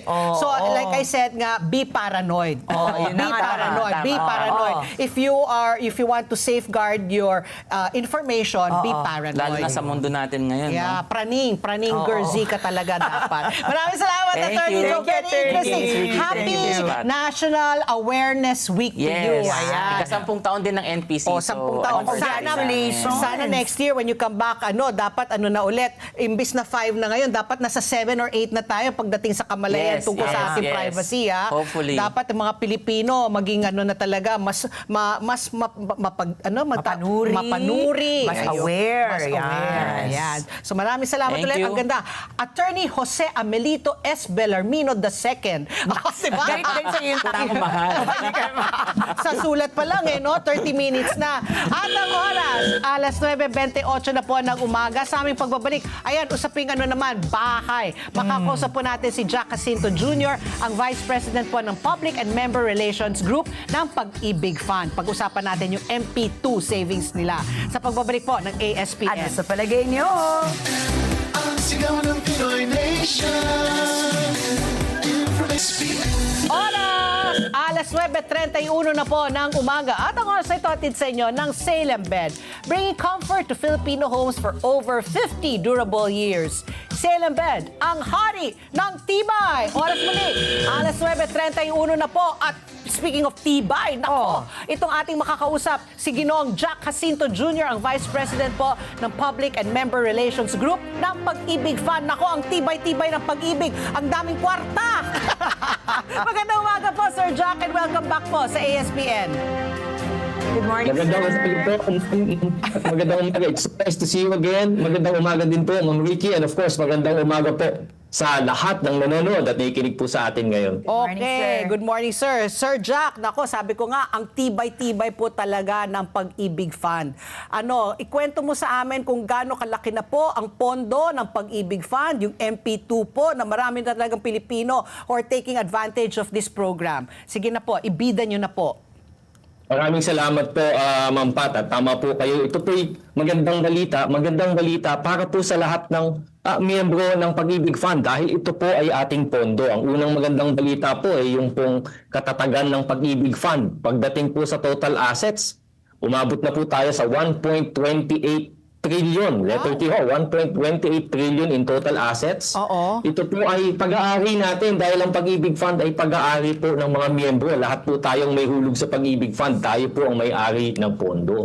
At ngayong taon, for the first 3 months of the year, yung pong net income po natin ay tumaas by 11% kumpara noong nakaraang 3 buwan nung nakaraang taon. Umabot po sa around 16.7 billion pesos yung kinita po ng Pag-ibig Fund for the first 3 months of the year. Magandang panimula po yan, Ma'am Pat and Ma'am Ricky, lalo na po ang tatalakayin natin ay MP2 savings at yung Pag-ibig regular savings. Dahil po pag-usapang ganyan, ang madalas po na pinag-uusapan ay yung dividendo. Yung kinikita ng ipon ng mga miyembro ng Pag-ibig Fund na galing po naman sa kita, sa net income ng Pag-ibig Fund. So yun po, na tumaas po ang ating total assets at tumaas din ang ating net income during the first part of this year. 16 Oo, billion. attorney, nabanggit nyo nga po yung dividendo, no? Curious lang po ako, totoo po ba na mas mataas po halimbawa yung dividendo at even the interest rates kapag ako po ay sa Pag-ibig po mag-invest kaysa po sa isang private bank? Nakikita naman po natin na kadalasan na mas mataas po ang dividend rate at return rate ng Pag-ibig savings programs compared to other financial and savings products in the market. For example po, yung ating Pag-ibig regular savings, nung nakaraang taon po, noong 2025, marami po ang natuwa nating mga Pag-ibig Fund members dahil po yung kanilang regular savings, ito po yung nakikita nilang ikinakalta sa kanilang sahod kada buwan. Ito yung kanilang contribution kada buwan. Hulog po nila yan sa Pag-ibig Fund. Pera po nila yan. Yan po yung kanilang ipon. At ang tinubo po nito ay 6.62% noong 2025. Pagdating naman po sa kanilang MP2 savings, ang itinaas naman po nito, ang kinita naman po nito for year 2025 ay 7.12%. So ito pong mga rates po na ito ay isa sa mga pinakamataas among financial products dito po sa Pilipinas. Kaya po marami po ang patuloy na tumatangkilik both doon sa regular savings po natin at maging doon sa ating MP2 savings. So Sir Jack, ikwento mo sa amin, from the regular savings, how do we shift to... Susi, para po kayo ay makapag-ipon sa ilalim ng MP2 savings, ay sa pamamagitan ng pagkakaroon ng regular savings. Dapat po may regular savings po kayo sa Pag-ibig Fund para po kayo makapag-ipon sa MP2 savings. Kaya ang tanong, ano yung regular savings? Yung pong Pag-ibig regular savings, dahil po lahat ng manggagawang Pilipino na kumikita ng at least 1,000 pesos kada buwan, sakop po siya ng Pag-ibig Fund membership. So kasama po dyan yung private sector employees, government workers, uniformed personnel, maging overseas Filipino workers, self-employed individuals, no? Lahat po yan ay sakop ng Pag-ibig Fund membership. At dahil po yan, meron po sila na Pag-ibig regular savings. Ito po yung hulog nila sa Pag-ibig Fund na 200 pesos kada buwan. At tinatapatan ng kanilang employer, kung sila po ay employed, ng another 200 pesos. Doon pa lang, Ma'am Pat, Ma'am Ricky, panalo na. Panalo ka dahil na. yung 200 pesos mo na hulog sa Pag-ibig Fund, Kumita doble na agad kasi may counterpart sa employer. Yan po. Yan po yung regular savings po natin. At mabanggit ko na rin po yung pong 400 pesos na ipon ng ating mga miyembro. Marami na rin po, Ma'am Pat, Ma'am Ricky, yung nagdadagdag sa buwan ng hulog nila kasi nga alam nila na ito'y ipon nila at tumutubo kada taon. So yun yung regular savings na pwede nilang dagdagan. Ngayong may savings po sila at sa mga may regular savings po, ayan, pwede na po silang mag-open naman ng MP2 savings. So kung gusto ko nilang dagdagan yung kanilang ipon, meron silang regular savings dahil may Pag-ibig regular savings sila, pwede naman silang mag-open ng MP2 savings account at yan, pwede po silang mag-open. Kung kailan po may extra, kung kailan po mayroong maitatabi at maisusubi 500 pesos po per month yung ihuhulog lamang nila sa MP2 savings nila or more. Again po, depende po kung meron pong may susubi o may tatabing extra. So hindi requirement na na parang you have to, basta you're a regular saver sa you have a regular savings account, you can open additional na MP2. Tapos doon ka na lang voluntarily mag-iipon kung magkano gusto nyo. You cannot transfer your money from your regular savings, ilipat mo sa MP2. Maaari po yan pagdating ng oras na yung regular savings po ng ating member ay, for example, mature. Oo. Lalo na po yung mga retirees po natin, Ma'am Pat. Kadalasan po naririnig natin kwento pag may nagre-retire, may matatanggap na medyo malaking retirement pay, Oo. Minsan, ang bilis ho ng pera, di ba? Minsan, naubos na. hindi alam kung saan ilalagay, kung saan i-invest o saan iipon. So, yung pong MP2 savings natin, open din po yan sa retirees. Ibig sabihin, yung po sa tanong ninyo, pwede bang ilipat yung regular savings sa MP2 savings? Yeah. Sa mga retirees po, pagka po kayo ay... natapos na. Oo, pag nag-withdraw na ho sila ng regular savings nila, kung gusto ho nilang itawid at ituloy sa MP2 savings, pwede po. May tawag nga ho dyan na Ma'am Ricky, yung aming CEO, si Manang Malen. Ang tawag ho ni Manang Malen ho dyan, living on dividends. Ano po? Kasi doon ho nilang tawag yung kanilang retirement pay sa MP2 savings, tapos kung magkano po yung dividendo kada taon, doon na lamang po nila pinagkakasya yung kanilang gastusin. Anong pangalan po ulit, Sir Jack? Hindi ko na nahuli. What does your manang call it? Ang tawag ko niya ay LODI. LODI. Living on dividends. LODI dividends. Okay. Living on dividends po. Living on dividends. Living on for the dividends. retired. Tama, oo. Sa akin po, attorney, ang tanong lang basic po, before we go into the MP2, yung mga technical terms, ito po, marami pong graduating po ng mga estudyante nga dahil pa summer na. Marami pong papasok na sa workforce. Siyempre, mag-uumpisa na po yung pagiging miyembro nila ng Pag-ibig. Marami po sa kanila.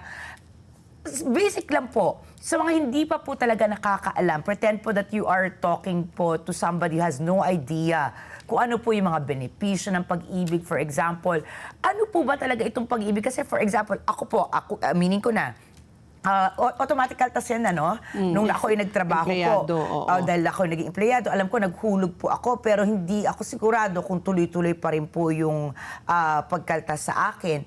Paano ko po matcha-check ito at ano yung mga benepisyo po na makukuha ko pag ako po ay automatic member po ng Pag-ibig? Swak ko yung tanong ninyo, perfect yung timing dahil nga po marami pong mga papasok sa workforce, especially marami pong nagtapos ng kanilang pag-aaral. Tama ho kayo. Pagdating po sa mga ito nga po, sa mga bagong papasok sa trabaho, ang Pag-ibig Fund po ay isa ninyong benepisyo. Benefit ho ninyo ito, na kung saan yung makikita po ninyo, for example, for employed individuals, yung makikita ninyong 200 pesos na hulog ninyo na kukunin mula sa inyong monthly pay, yan ay mapupunta sa inyong Pag-ibig account. And as mentioned earlier, tatapatan niya ng 200 pesos ng inyong employer. So, all employed individuals, yung nabanggit ko po, all working Filipinos earning at least 1,000 pesos a month, dapat may Pag-ibig Fund membership. Responsible ho yan ng employer na papasukan po nila. So, pagka po meron na po silang trabaho, ay kasama po yan sa makikita nila sa kanilang monthly payslip na may hubog sila sa Pag-ibig Fund. At yan po ay ipon nila. Yan po ay makukuha nila pagdating ng panahon, say maturity of 20 years, retirement, it's a future savings fund po para sa kanila. At habang sila po ay nag-iipon at habang sila ay miyembro sa Pag-ibig Fund, ay mayroon po silang napakaraming benepisyo dahil sila po ay miyembro, dahil sila po ay may ipon. Panguna na po diyan yung pagkakataon na pag sila ay gustong bumili ng kanilang sariling bahay, dahil sila ay member, maaari po silang mag-apply for a Pag-ibig housing loan para makabili ng sarili nilang bahay. Or kung meron po silang cash needs, kailangan po ay may cash loan na bababa ang interest kumpara sa ibang cash loans in the market today.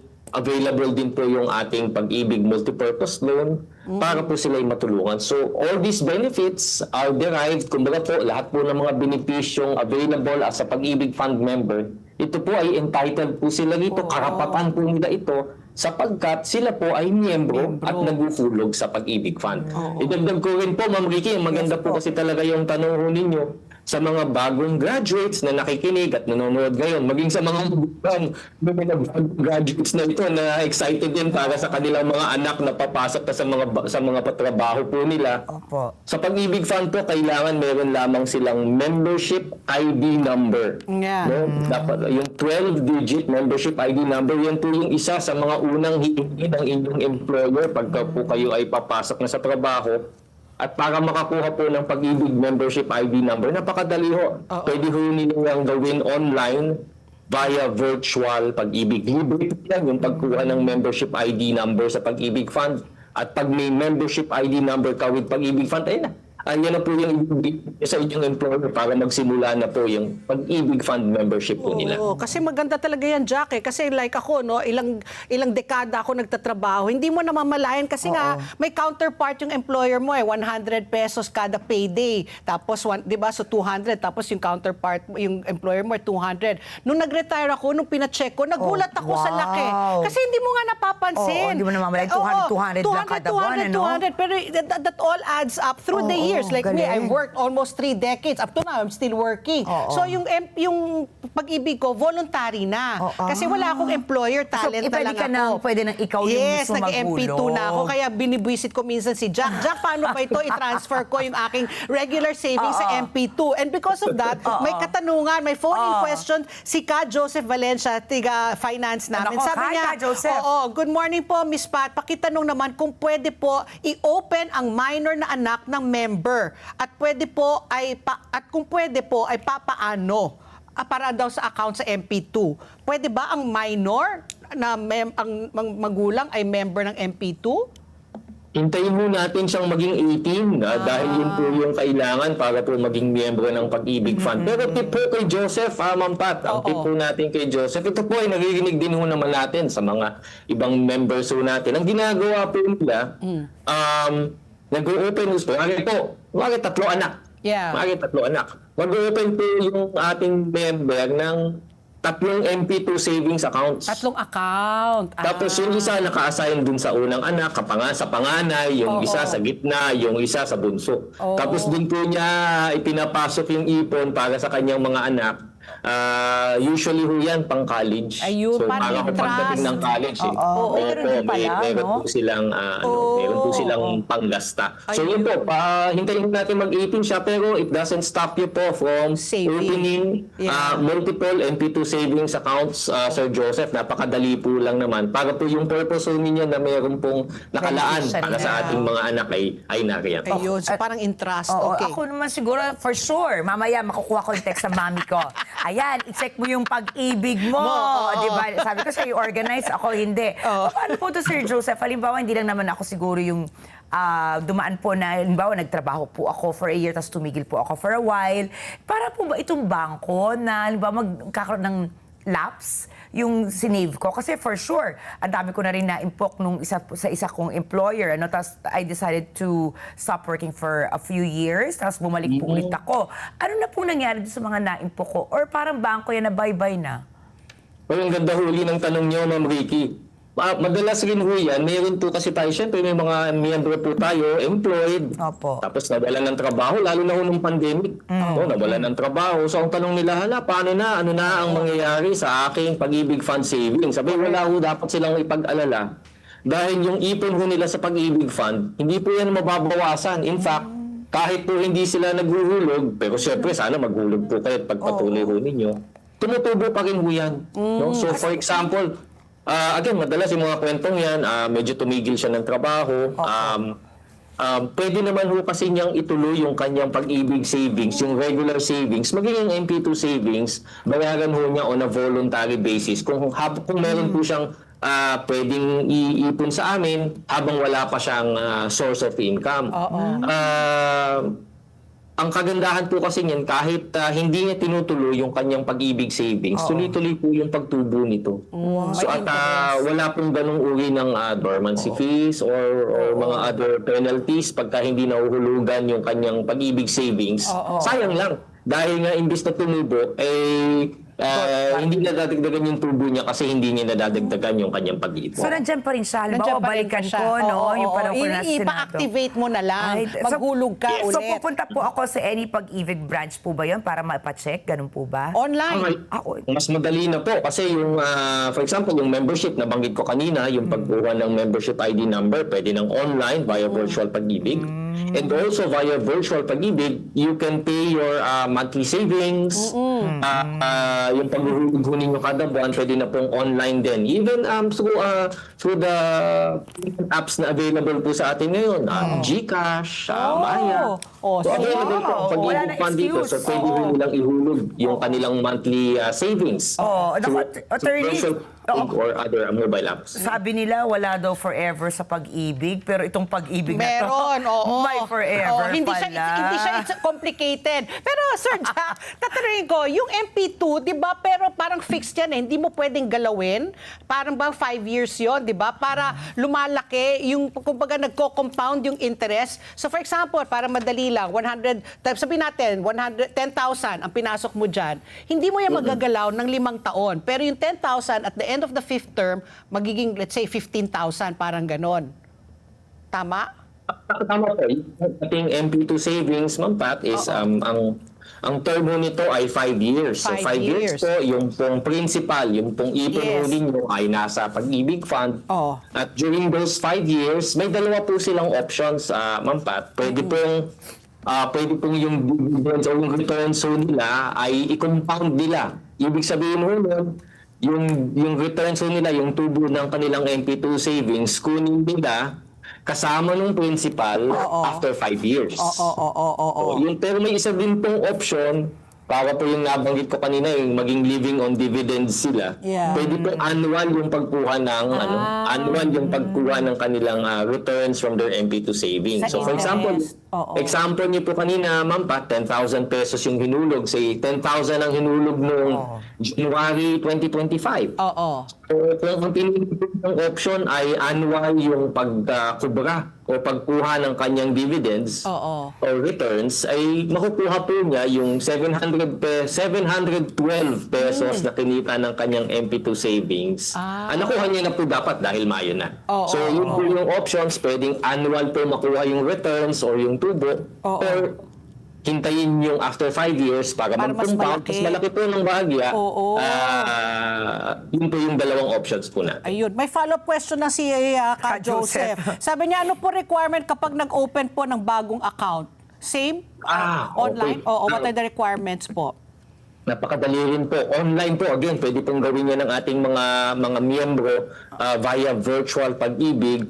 Ang kailangan lamang po, yung nabanggit ko kanina, dapat meron kayong regular savings. Dapat active member po kayo. Yeah. At yung pong membership ID number ninyo, dapat alam din po ninyo. Yun lamang po ang inyong kailangan, as well as your other information na hihingin po namin sa inyong pag-apply online. And the following day, makakatanggap po kayo ng MP2 savings account number. Oo. And after that, pwede na po kayo maghulog. Wow. sir, okay, ito, napakasimple lang yung tanong ko ulit, pero maraming nangyayari yan. Ito si Pat, hindi na magugulat sa tanong ko to. Paano po pag nawala ko na yung number ko sa pag-ibig? Hindi ka gulat-gulat. Sa akin, hindi Paano po pag nawala ko, halimbawa yung records ko, yung file ko, mariretrieve ko pa po ba yun? Opo. Ito po yung nag-iisang pag-ibig, Ma'am Ricky, yung inyong Number. membership ID number. So, pwede niyo po yung i-retrieve via virtual pag-ibig, or pwede po kayong tumawag doon sa aming or mag-email sa aming contact center. Tatanungin po kayo, Ma'am Ricky, ng a few security questions to validate your identity.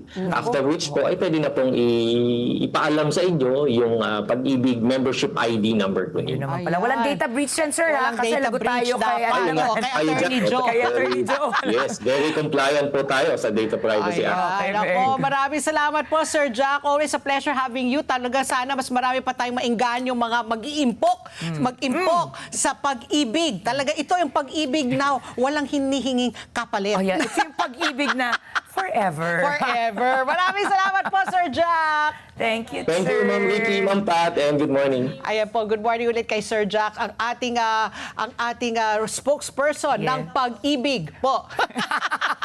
Thank you very much. At ang oras, alas 9:53 na po ng umaga. At syempre ngayong umaga po, meron po tayong serbisyo publiko ng Net25. Muli maghahatid ng serbisyo publiko, one-stop shop public services ng Net25 at Radyo Agra DZEC sa pakikipagtulungan ng iba't ibang government agencies katulad po ng Philippine Statistics Authority o PSA, PhilHealth at ito na nga, Pag-ibig Fund, Quezon City LGU, Social Security System o SSS, National Bureau of Investigation o NBI, Bureau of Internal Revenue o BIR. Ayan, ang dami oh. Ito po isasagawa ngayong Biyernes, May 29 mula 8 a.m. hanggang 4 p.m. dito sa Net25 Building, Central Avenue, Diliman, Quezon City. At ang oras, alas 9:53 na po ng umaga. Bilang mga Pilipino, masipag tayo. Matiisin at inuuna natin ang ating pamilya. Ngunit sa dami po ng ating responsibilidad, madalas nakakalimutan natin alagaan ang ating sariling kalusugan. Kaya tandaan po natin, ang malakas na katawan ay mahalaga upang patuloy tayo makapagtrabaho, makapag-alaga ng pamilya at ma-enjoy ang buhay. Ang King's Herbal Plus ay isang all-natural food supplement na may 80 powerful ingredients mula sa herbs, fruits, and vegetables for men and women na tumutulong sa overall wellness at vitality ng katawan. At bilang pasasalamat sa inyong patuloy na suporta, may 1 milyong pasasalamat promo ang King's Herbal Plus kung saan maaari kayong manalo ng hanggang 500,000 pesos in cash. Mabibili po ang King's Herbal Plus sa Mercury Drug, Watson, South Star Drug, Rose Pharmacy at iba pang leading drugstores nationwide. King's Herbal Plus, balik lakas, balik sigla, hatid ay pag-asa at saya. At nakikita ko na ang kodigo ng aking partner bago siya mag-kodigo. Greetings muna. Sige na nga. Belated happy birthday po nga. Kaya nang binati na natin ang aming napakabait na direktor, si Super Direk bait. Ed Tinasa. At happy birthday rin po sa Net25 reporter na si Maring Eden Santos. Yan. At happy birthday po sa tagapangasiwa po na distrito ng Quezon City, si Brother Virgilio del Rosario Senior, and happy 93rd birthday to Nana Teresa or Nanay yan, Nanay Rita Villones. Ito hindi ko kamag-anak ngayon. Oh, sige. Pero ito talagang lagi nanonood sa atin. Meron sila mga suggested topics pa nga Oh, natin. sige. So Okay. happy viewing po sa ating mga kaibigan na nanonood sa atin everyday. Si Levi Casaya, good morning sir. At Tristan Constantino, pinipicturean pa tayo. Oh, wow. At si Rosel, kaya hindi ka nag-i-Instagram masyado, kaya hindi kita Ayan, so, at tandaan po, dito sa ESPN, mahalaga ang inyong palagay. Mahalagang bahagi yan ng paghanap natin sa katotohanan. Kaya sa bawat issue na papanahon, parte kayo ng diskusyon. At tandaan po, ang buhay ay hindi patagalan, kundi syempre pasarapan. Kaya sulitin po natin, tawanan lang po natin ating mga problema, mag-food trip tayo masarap, gumala, at gumawa tayo ng masasayang alaala. At syempre, patuloy pa rin po tayo manalangin. Susunod na po ang Kada Umaga Girls. At mamaya, 9:30 po ng gabi, Matarang Agla International, dito lang sa Net25. Happy Monday! Happy Monday! See you all tomorrow! Ingat! Ang sigaw ng Pinoy Nation.